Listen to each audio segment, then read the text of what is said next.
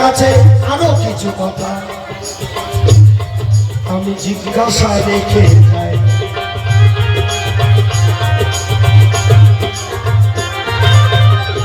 তুমি শোনো শোনো মনিরা গো, মনিরা তোমারে জানাই, তুমি যাহা বলে গেছো ভুলি নাই মনে আছে, আমি বলি এসব।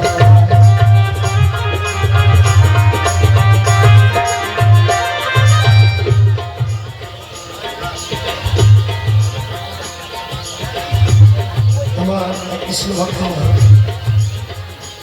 একটি মায়ের নাম শুনতে চেয়েছে, অবশ্যই চেষ্টা করবো মায়ের সেই পছন্দের গান গাওয়ার। তো কি বলি রে ভাই, তো আজকে মীরা একটা কথা বলে গেছে না, আমার মায়ের গায়ে নাকি পশু বলি হয়, বলেছে তো ভয়ে যে মা পশু বলি দেয়, পশু বলি খায়, হ্যাঁ এই মায়ের ভরসা করে লাভ নাই। আচ্ছা বলেন তো আমার মা পশু বলি খায়? হ্যাঁ, তুমি শোনো শোনো মীরা গো, ও মীরা তোমারে জানাই, আমার মা মহাবৈষ্ণবী কথা মিথ্যা নয়।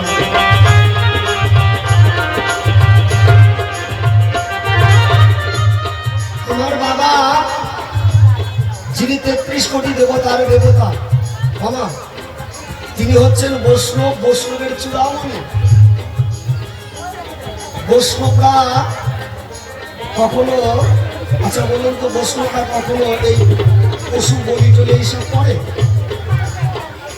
আচ্ছা তাহলে বৈষ্ণবের স্ত্রী কি হয়? মহাবৈষ্ণবী। কি মহাবৈষ্ণবী না? তুমি সুন্দর কথা জিজ্ঞাসা করলে গো, আমি লজ্জায় মরে যাই, আমার মায়ের কি আর এই পশু বলি খায়, আমি বলি এসব।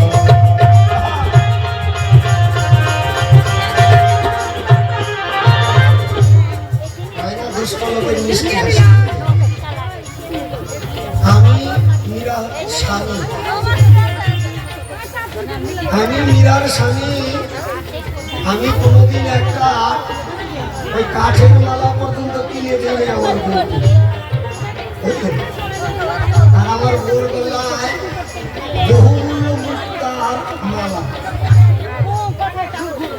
আমি যদি বলি মীরা ওই নাগরটা দিয়ে তোমার যে বহুমূল্য দিয়ে একটা মুক্তার মালা তোমাকে দান করেছে, তাই না?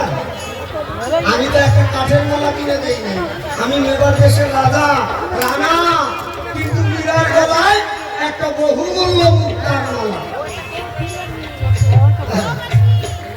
আচ্ছা বিনা স্বার্থে কেউ কাজ করে এই জগতে করে? আমার তো মনে হয় না।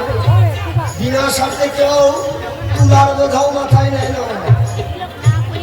আর যদি স্বার্থ থাকে না, মানুষ কিন্তু দেখবেন লোহা পাথর ভরে দেবে, মাথায় করে নিয়ে যাবে। কি তুমি শোনো শোনো মীরা গো, ও মীরা তোমারে জানাই, এই পশু বলি দেওয়া হয় কেন, সেই কথা বলিবার যায়।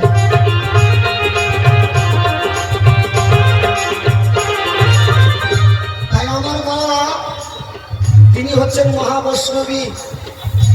আমি আগেই বলেছি মায়েদের কোনো জাতি থাকে না, কামারের সাথে বিয়ে হলে কামার নেই, ধোপার সাথে বিয়ে হলে ধোপার নেই। তাহলে আমার বাবা যদি বৈষ্ণব হয়, বৈষ্ণবের চূড়ামণি হয়, তাহলে আমার মনে হয় আমার মা মহাবৈষ্ণবী। তাহলে কথা বলি দিতে হয় কেন? অজাসুর নামে এক দত্ত ছিল গো,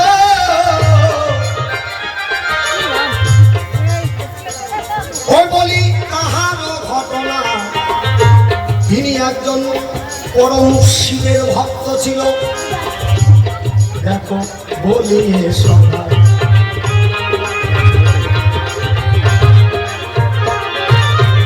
তিনি একজন পরম ভক্ত ছিল শিবের। কঠোর তপস্যা করে শিবকে সন্তুষ্ট করেছিলেন। শিব ভোলানাথ সন্তুষ্ট হয়ে সেই অদসুরের কাছে এসে দাঁড়ায়, বলে বলো আমি তোমার সাধনায় আমি সন্তুষ্ট হয়েছি, তুমি আমার কাছে বর চাও। অদসুর সেদিন আত্মার শক্তি মহামায়াকে দেখে মা সেই মাকে পাওয়ার বাসনা বলি। তাই ভোলানাথকে বলে, হে প্রভু, যদি আমাকে বর দিতে চান তাহলে আমি ওই আত্মার শক্তি মহামায়াকে আমি চাই। একবার আত্মার শক্তি মহামায়া দিতে হরিবল হরিবল।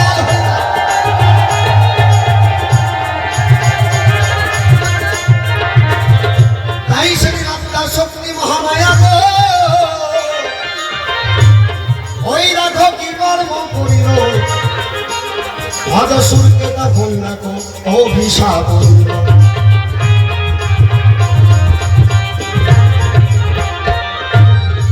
অদসুরকে অভিশাপ করলো আত্মার শক্তি মহামায়া, যে মূর্খ সন্তান হয়ে তুই মাকে পাওয়ার বাসনা করিস, তোর এই ভাবনা এলো কোথা থেকে? তাই তুই করেছিস অন্যায়, তুই করেছিস পাপ, তাই তোকে করবো না মা, এই মুহূর্তে করলাম তোকে অভিশাপ। মাত্র আমি পশু করে তোকে জন্ম নিতে হবে। অদসুর তখন দেখো কি কর্ম করিল, ভোলানাথের চরণে তখন এই বান্তি শোকে।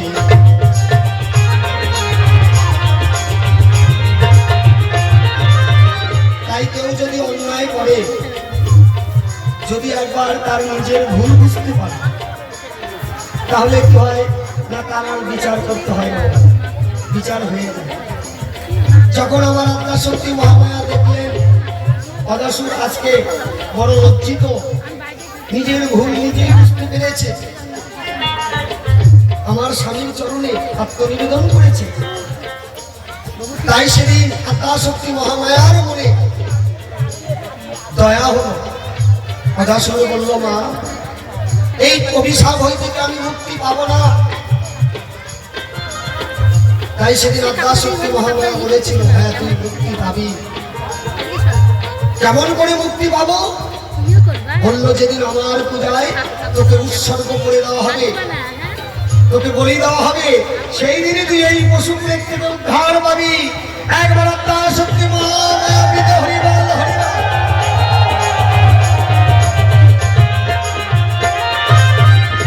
তাই তো দেখো অদসুর এসে পশুকুলে জন্ম নিল গো।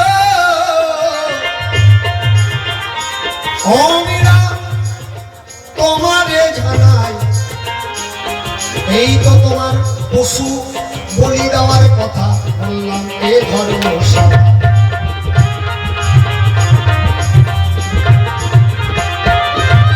এতে আমার মা ওই পশু বলি খায় না, শুধু আমার মায়ের পূজায় যে পশু বলি হয় তা নয়। আচ্ছা বলুন তো, কৃষ্ণ পূজায় পশু বলি দিতে হয় না? দিতে হয় না? হ্যাঁ, একটু অন্তর দিয়ে করেন বিবেচনা, পশু কাকে বলে? হ্যাঁ, এই যে 6 ঋতু, একাদশ ইন্দ্রিয়, মহাদেব বলেছে এগুলোও পশু। এই পশু যখন কৃষ্ণ মুখ করতে না পারবেন, কৃষ্ণ মুখে না করতে পারবেন, ততক্ষণ আপনার সাধন ভজন হবে না। মায়ের পূজায় ওই পশু বলি দিতে বলেছে, কিন্তু আমরা লোক দেখানো কি করছি না, একটা পাঠা কিনে নিয়ে এসে বলি দিচ্ছি। যারা সাধু তারাও বলি দেয়, যারা কৃষ্ণ ভজনা করে তারাও পশু বলি দেয়। পশুকে যদি বলি না দেয়, আপনি কৃষ্ণমুখী হতে পারবেন না।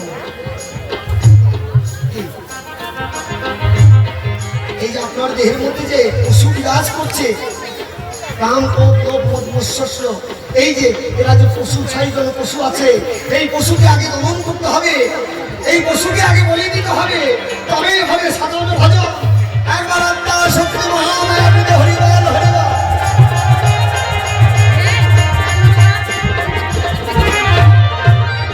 এই তো তোমার কথার জবাব গো, ওই দেখো কথাই মিটে গেল। তোমার কাছে ছোট্ট একটা জিজ্ঞাসা, আসলে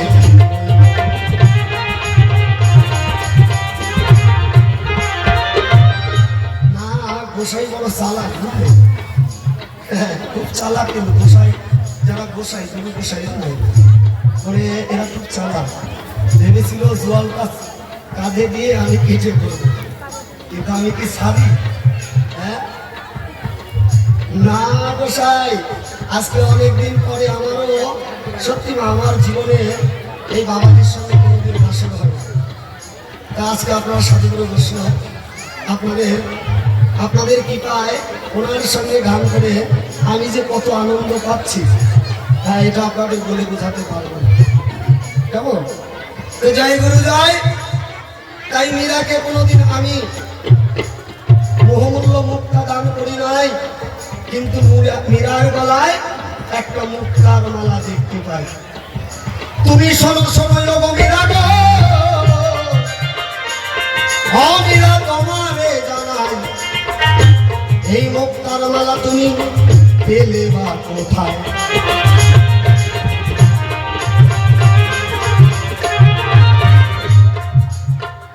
আমি জীবনে তোমাকে মুক্তার মালা দান করি নাই গো,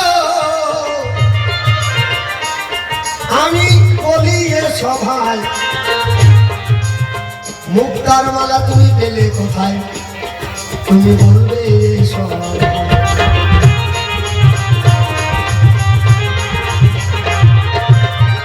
স্বামী ভজনা করে দেখো পদ্মাবতী কৃষ্ণ দেখা পায়,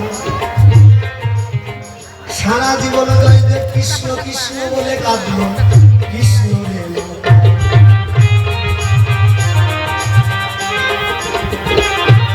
তাই বৈষ্ণব সাহিত্যে জয়দেব এবং পদ্মাবতী খুলে বলে আপনাদের চাই, জয়দেব সারা জীবন কৃষ্ণ কৃষ্ণ বলে কাঁদল। তিনি কি করলেন না, একটা গ্রন্থ রচনা করেছে গীত গোবিন্দ। তিনি গ্রন্থ লিখতে লিখতে তার হাতটা বন্ধ হয়ে গেল। ডাক দিয়ে বলে পদ্মা ঠাই পদ্মা আমাকে তেল দাও, আমি স্নান করে আসি। কেন না জয়দেব আর লিখতে পারছে, ওই যে মান ভঞ্জন পালা রাধে যখন মান করে থাকে, কৃষ্ণ কত কিনা বলে, কিন্তু সেই কথা তিনি আর লিখতে পারছেন না। কোন কথা? সরল গরল মমশির দেহি কত বলল, এই কথাটুকু লিখতে পারছেন। বলছে রাধে তুমি আর মান করে থেকো না, আমার যদি ভুল হয় তোমার চরণ দুখানা আমার মস্তকে দাও, প্রভু আর মান করে থেকো না।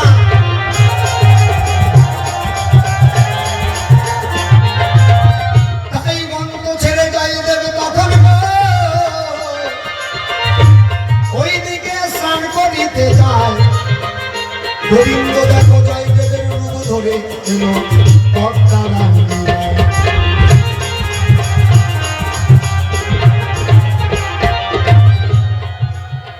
জয়দেবের রূপ ধারণ করে পদ্মার কাছে এসেছে, এসে বলছে পদ্মা তুমি আমার জন্য খাবার রেডি করো, আমি মন্দির হতে আসি। কি করেছে না ওমা, তিনি মন্দিরে গিয়ে ওই যে জয়দেবের যেখানে কলম বন্ধ হয়েছিল সেইখানে এসে নিজ হাতে সেই কথাটুকু নিজে পূরণ করেছে। তিনি কি করেছে না, পদ্মা রান্না করেছে, তার হাতে ভোজন করেছে। ভোজন অন্তে আমার গোবিন্দ যখন শয়নে গেল এইদিকে জয়দেব স্নান করিয়া আসে পরিষ্কার শাস্ত্রে লেখা আছে বলি আসরে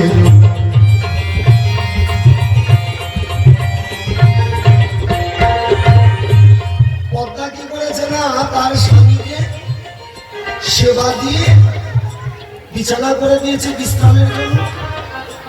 বলছে স্বামী তোমার তো সারাদিন পরিশ্রম হয়, তুমি বিশ্রাম করো, আমি তোমার চরণ সেবা করি।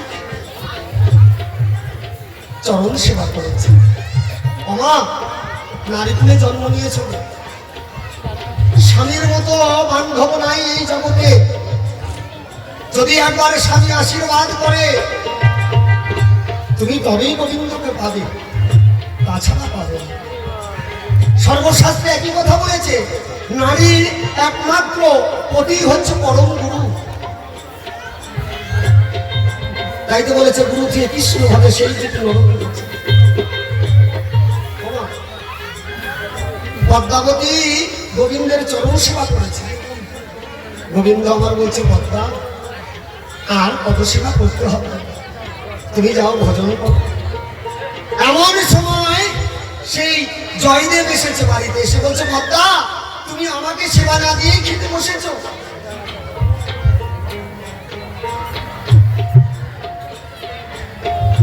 পদ্মা অবাক হয়ে গেছে, আমার নিজের স্বামী আমি নিজে হাতে খাইয়ে বিছানা করে দিয়েছি, শয়ন বিশ্রাম করছে, আমি তারই প্রসাদের সেবা গ্রহণ করছি। আর আমি জয়দেব বলছে তুমি কে? তুমি হয়তো কোনো মায়াবী আমার সঙ্গে পরীক্ষা করছো, তুমি জানো আমি তোমাকে ভস্ম করে দিতে পারি। বলছে না, তুমি আজকে যে স্বামীকে ঘরে রেখেছো, তুমি বলছো আমার স্বামী ঘরে আছে। ও পদ্মা তুমি একবার গিয়ে দেখো তো তোমার স্বামী ঘরে আছে কিনা। পরিবার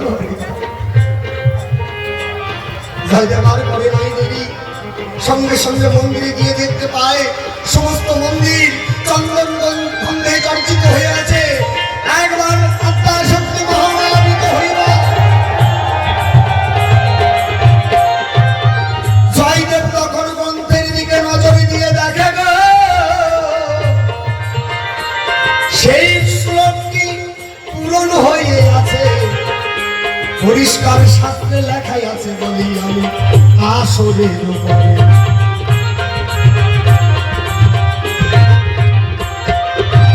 তাহলে বলুন জয়দেব সারা জীবন কৃষ্ণ নাম করল, কৃষ্ণর দেখা পেল। পদ্মা কোনদিন কৃষ্ণ নাম করে না, কৃষ্ণের দর্শন হলো, কৃষ্ণের সেবা হলো। কি বাবা, তাই সবকিছু ছেড়ে দিয়ে স্বধর্ম, একটা নারীর স্বধর্ম কি? নারীর স্বধর্ম হচ্ছে স্বামীর ধর্মকে পালন করা। ঠিক, স্বধর্মে নিধন স্নেহ, পরধর্মে স্বর্গবাস খারাপ। বাবা কি তুমি শোনো শোনো অনিরা তোমারে সুন্দর ভাবে বুঝাইবে তুমি দাঁড়াই সভা।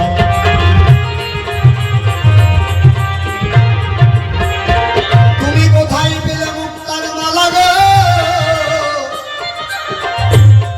অমিরাই আমি জানতে চাই, সুন্দর ভাবে বুঝাইবে দাঁড়াই সভা।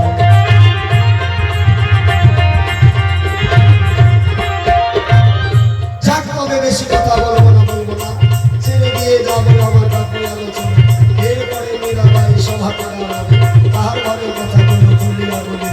এইখানে রাধাকান্তশ্বরী চার